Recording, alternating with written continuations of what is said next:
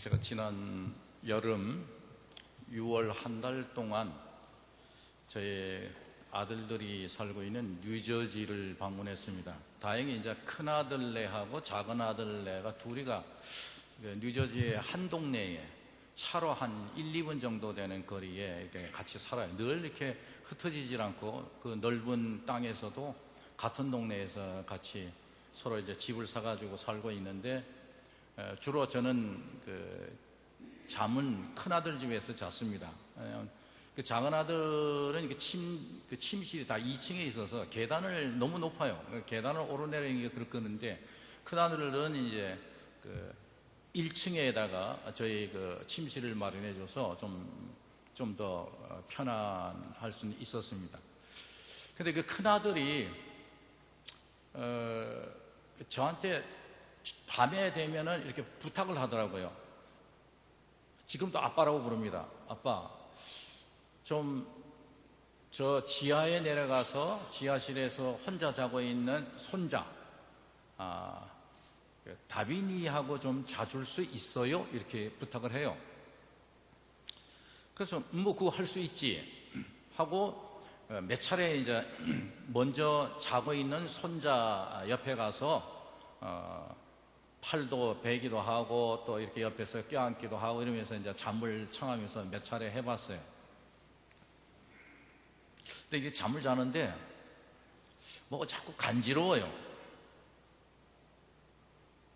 나중에 봤더니 그 손자가 잠을 자면서 무의식 중인데도 자꾸 제 오른팔 이 접는 이 지역에 자기 손가락을 갖다 놓고 계속 간질간질하고 또 자다가 또 간질간질하고 자고 그래요. 이게 도대체 뭐지? 라고 궁금하게 생각했는데 몇 번 이렇게 손가락을 긁다가 화들짝 눈을 뜨더라고요. 자기가 나를 먼저 이제 깨워놓고 나서 내가 지켜보고 있는데 손가락을 자꾸 긁더니만 눈을 확 뜨더니 저하고 눈이 마주쳤어요. 애가 깜짝 놀라가지고 아빠 그러면서 저 2층으로 아빠 자는 데로 뛰어 올라가 버리더라고요. 전 너무 황당했어요. 나중에 알았어요. 아이가 잠을 자다가도 무의식적으로 아빠가 옆에 잠자는가, 지금 그러니까 초등학교 1학년 때 일인데 잠자는가를 확인하고 싶어서 무의식적으로 항상 손으로 아빠의 오른손 이 접히는 이 지역을 긁어대는 거예요. 근데 왜 하필이면 거길 긁어댈까? 좀 이상해가지고 아침에 깨어가지고 큰아들 팔을 한번 봤어요. 여기 하도 여기 긁어대길래 아들의 여기 팔을 봤더니 여기에 조그마한 뽀드락지 같은 사마귀도 아니고 뭔가 뽀드락지 같은 게 여기 뭐 하나 솟아나 있는데, 아들의 손자 입장에서는 잠자면서도 거기만 만지면 이게 아빠 팔인지 아닌지를 안다는 거예요. 신기한 거예요. 냄새를 맡는 것도 아니고, 그 다음에 뭐 눈을 떠서 확인한다니 팔로 더듬어가지고 뭐 털 많은 아빠를 확인하는 것도 아니고, 간단하게 그냥 옆에 이렇게 자는 아빠 팔베개 하는데 거기에 손가락으로 여기만 한번 이렇게 긁어대면 알 수 있다는 거예요. 근데 저는 그게 없거든요. 그 생각을 했어요. 이게 손자하고 잠자려면 나도 여기다 뭘 찍어가지고 여기 좀 튀어나오게 해야 되겠다.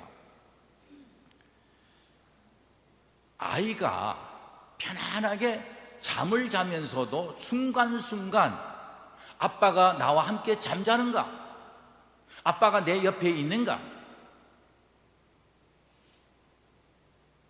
그거를 확인하고 싶어 한다는 거예요. 근데 오늘 본문에 보면 다윗이 자신의 경험을 이야기를 합니다. 자기가 목동 시절이었을 때. 근데 내가 이거 이해가 안 가는 거예요. 왜냐면 왕이 지금 이 시편 23편, 여러분 알다시피 Psalm 23, 이 시편 23편은 세계적으로 모든 믿는 사람들이 가장 불확실한 시대에 힘들고 어려운 일 살아가면서 기억나는 성경, 가장 애창하는, 애용하는, 애독하는 성경이 뭐냐 그러면 대부분이 이 시편 23편을 이야기해요. 그 이유는 우리가 살아가면서 실제적으로 많은 어려움들이 있거든요. 말할 수 없는 많은 변화들 가운데 고통스러운 일이 항상 있거든요. 그걸 우리가 그렇게 해서 불확실한 시대, 그런 시대에 살기 때문에, 그래서 이런 시편을 참 좋아하는 거예요. 그런데 다윗은 왜 이런 시편을 썼을까라는 생각을 제가 해보는 거예요. 왜냐하면 이 시편을 쓸 때가 바로 왕이었고 또 그 다음에 전쟁의 영웅이 돼가지고 조국 이스라엘을 구원했을 때 그 이후에 쓴 일이거든요. 근데 이 시편의 내용을 보면 가장 초라하고 가장 가난한 시골에서 살았을 때 먹을 것 풍족지 않고 가족들 가운데서도 팔형제 가운데 제일 막내 돼가지고 존재감이 없고 집에서 부모와 형제들이 그냥 별볼 없으니까 소일이나 시키는 거, 그게 뭡니까?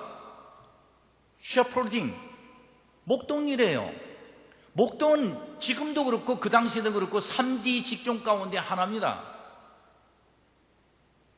다윗이 왜 훌륭한 임금이 되고 한나라의 유명한 영웅 왕이 되었음에도 불구하고 우리는 그런 거 기억하기 싫잖아요. 내가 성공하고 뛰어나고 그러면은 내 과거에 가난했던 시절, 형편없던 시절 이거 이해하고 싶지 않잖아요.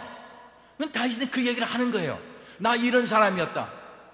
나 시골에서 목동 출신이었다. 왜 그랬을까요? 다윗은 지금도 그리고 항상 잊어버리지 않고 자기 자신에게 리마인드 시키고 또 한자로 자꾸 이렇게 기억나게 자꾸 자기 자신에게 뭔가 인정하게 만드는 내용이 있는데 그게 뭐냐면 너 지금 왕이라도 네가 전쟁 영웅이더라도 너 잊어버리면 안 돼. 너는 여전히 옛날에 목동 출신이야. 너 시골 출신이야. 그런 거 그래도 하나님이 너를 이끌어서 이렇게 성장시켜서 이렇게 훌륭하게 만들어 주신 것이지 네가 잘나서 그런 거 아니야. 이걸 늘 자기 자신에게 되뇌이고 있다는 사실이에요. 이 점이 너무나 놀라워요. 오늘 우리에게도 하고 싶은 얘기예요. 모든 사람들이 이 다윗의 23편을 읽는 사람들에게 여러분, 내가 이렇게 이야기합니다. 여러분, 과거에 힘들고 어렵고 고통스럽고 남들에게 들추기 싫은, 감추고 싶은 비밀들, 그런 거 있지요? 근데 나는 그거 감추고 싶지 않습니다. 왜냐하면 그때 하나님이 나를 가장 지키고 인도하시고 나를 돌보시면서 하나님이 나에게 부족함이 없도록 만들어 주셨기 때문입니다. 이때 이 경험이 없었다면 지금 말한 대로 시편에서 뭐라고 그럽니까? I shall not want. 나 부족함이 없습니다. Because the Lord God is my shepherd. 내 목자이시기 때문에 이렇게 이야기하는 거예요.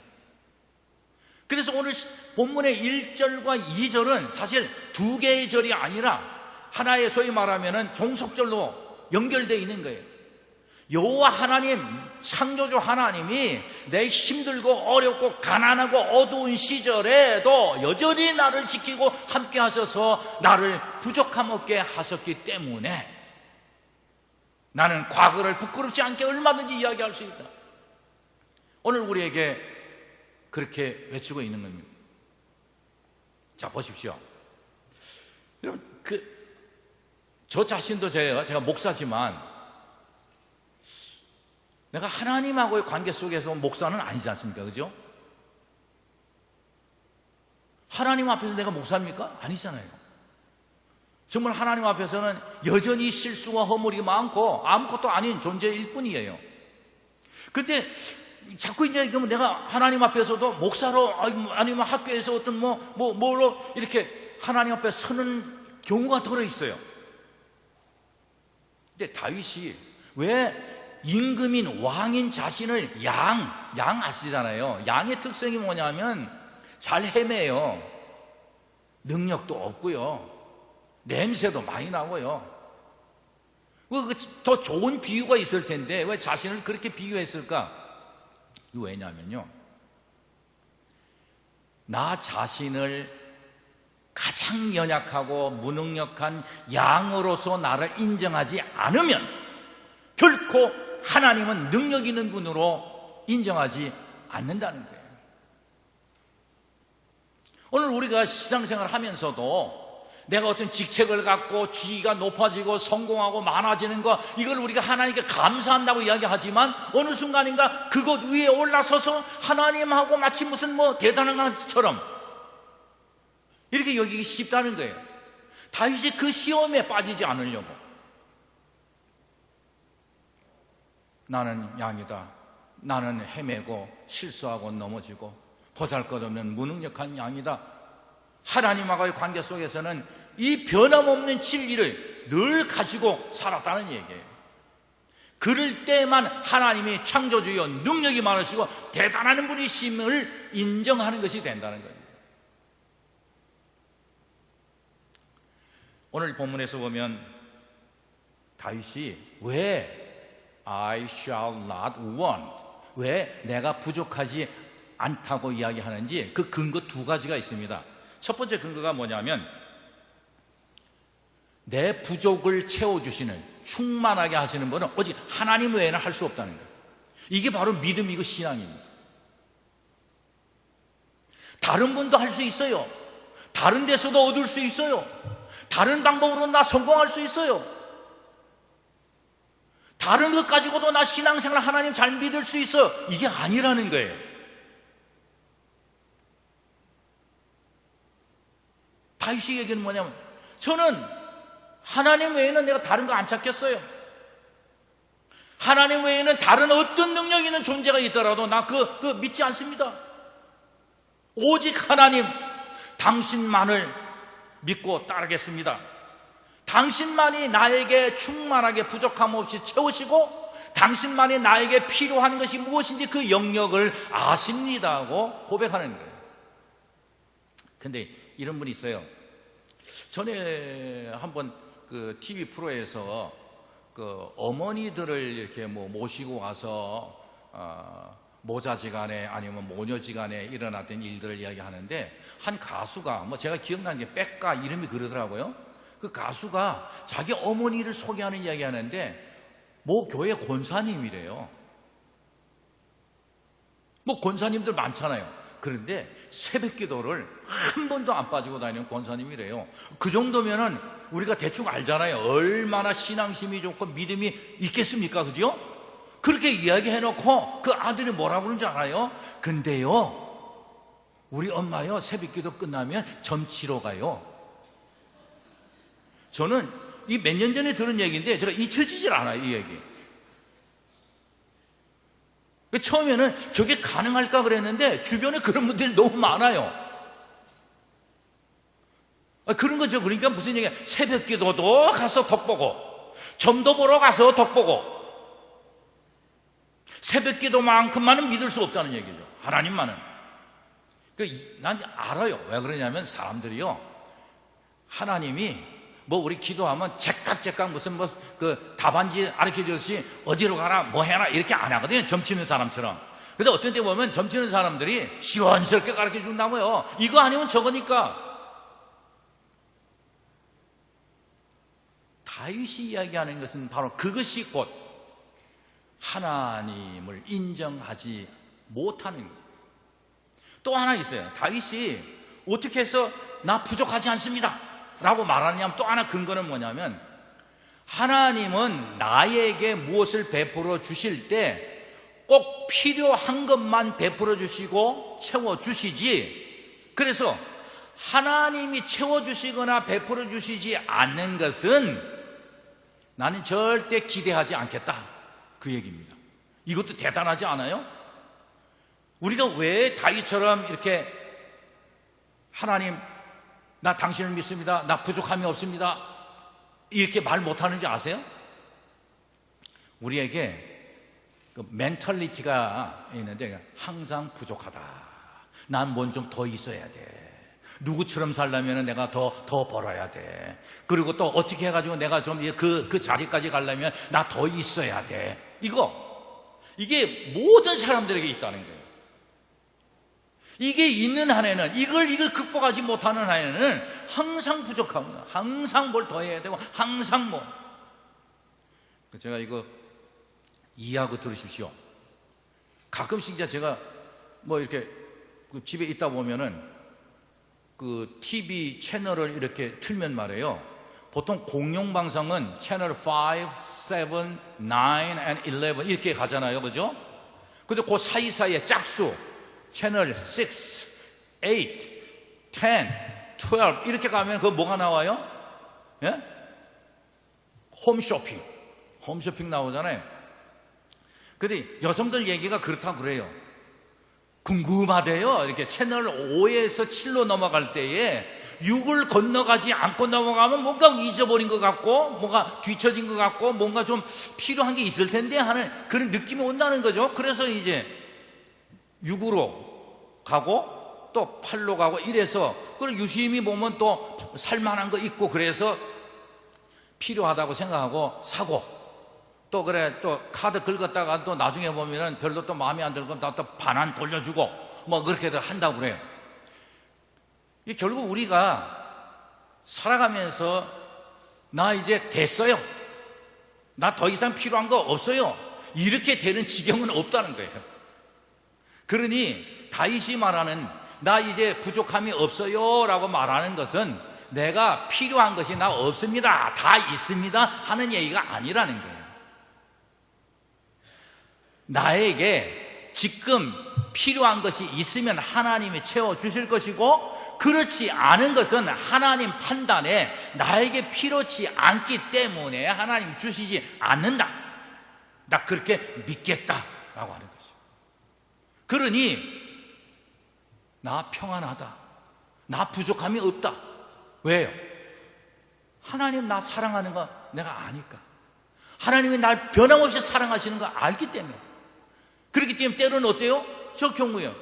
하나님, 이건 저 필요 없는 건데 하나님 이런 것까지 주시네요? 나 여기까지는 기대 안 했는데 하나님 이런 것까지도 오히려 그런 때가 더 많다는 거예요. 그래서 바울이 이런 이야기를 합니다. 빌립보서 4장에서 그 이런 비교를 이야기합니다. 처음에 사도 바울은요, 하나님이 자기를 불러가지고 아포스톨, 사도로 세우셨을 때에 저 예수님의 제자들, 시골 저 어부들, 뭐 이런 사람들, 흠 많은 세리, 매국노 같은 사람들, 이런 사람들한테 하나님이 기대하지 아니하시고 자격 미달이니까 써보니까 별 볼 일 없으니까 이제 나 같은 사람 이중 언어, 그릭, 히브루 이중 언어 할 줄 알고 그 다음에 가마리아라고 하는 그 당시에 최고의 철학을 가리키는 그 기관에서 학위까지 받을 정도의 최고의 지식 수준 가지고 있는 나 같은 사람 필요한구나 하나님이. 그 다음에 어딜 가든지 간에 선교 쉽게 할 수 있는 오늘날 미국 시민권보다 훨씬 권력을 갖고 장점인 로마 시민권을 가지고 있는 그래서 하나님이 나 같은 사람을 불러서 쓰시려는 하구나. 이런 장점들이 필요하기 때문에 이렇게 생각했다고.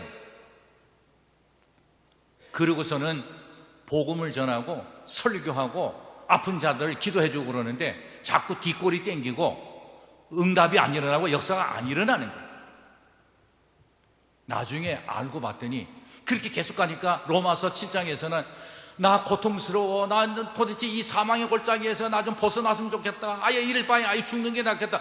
이게 정말 즐거움이 없는 거예요. 하나님이 일을 해도. 이유가 뭔지를 알았어요. 보세요. 그 장점인 자랑스럽게 여기던 것, 그것이 나중에 자기에게 하나님을 보지 못하게, 하나님께 간구하지 않아도 다 내가 가지고 있는 것 가지고 만들어내고 할 수 있다고 생각을 한 거예요. 그래서 여기에 중요한 말이 있어요. 하나님을 이해하는 데 있어서 dialectic character라는 게 있어요. 하나님에게는 변증적인 성격이 있으신데 그게 뭐냐면 the presence of God, 하나님의 임재. 그건 뭐냐면 하나님의 임재를 우리가 느낄 때는 뭐냐면 제일 처음에 얘기했대요. 우리 손자가 자기 자다가도 이렇게 만져보면서 뭐가 있네, 아빠구나 라고 자기 불안하고 힘들고 어려울 때에 한 번씩 확인해서 하나님 이용하는 거죠. 하나님 활용하는 거죠. 쉽게 말하면 하나님을 활용할 수 있고 그 덕을 봤을 때 우리가 뭐라고 하냐면 하나님의 임재를 느꼈다. 근데 언제 하나님 안 계셔, 하나님 없어, 하나님의 부재, the absence of God, 하나님의 부재를 느낄 때가 언제인 줄 아세요? 하나님이 안 계시거나 하나님이 존재하지 않을 때가 아닙니다. 바울이 고백하는 것처럼 우리가 살아가면서 하나님 안 보이시네, 하나님은 아무 도움도 안 주시네, 하나님이 안 계신가 봐, 이렇게 느끼는 이유는 뭐냐면 그동안 너무 하나님을 활용하고 하나님을 이용해서 그동안 너무 넘친 거예요. 하나님의 축복이. 하나님이 주신 것을 그냥 마치 자기가 얻은 것처럼 자기 능력으로 그냥 이렇게 여기면서 거기에 푹 빠져가지고, 그래서 하나님이 안 보이신다, 안 계신 것 같다고 하는 부재 상황은 어디서 오는 거냐면 the excess presence of God, 하나님의 임재를 너무 지나치게 많이 요구하고 지나치게 많이 느꼈기 때문에 이제는 당연하게 여긴다. 당연하게. 이게 바로 오늘 우리 신앙생활 하면서 감사가 줄고 괜찮은데도 우리 삶이 마치 부족한 것 같고 더 자꾸 찾게 되고 그것 때문에 짜증나고 그래서 더 큰 수론과 시험에 빠지고. 자, 이제 어떡할까요? 우리 한 가지를 고백해야 되겠습니다. 오늘 말씀 제목처럼 하나님,